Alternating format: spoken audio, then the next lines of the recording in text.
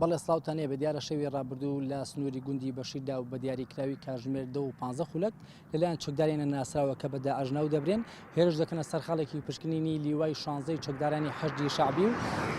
بۆ ماوەی کەمتر لە کاتژمێرێکیشدا شەڕ و ڕوبەڕووبوونە لە نێوانیاندا بەردەوامیە بۆ واروەها لە ئەنجامی شەڕەکەدا دوو چەکداری حەشدی شعبی بریندار بوونەوە واروەها چەکدارێکی لە ناسراوە کە بە داعش ناو دەبرێت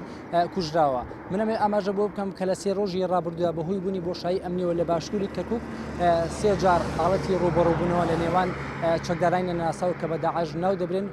لەگەڵ هێزە عراقیەکاندا ڕوویداوە دیارە لە دوای ڕووداوەکانی 16 ئۆکتۆبری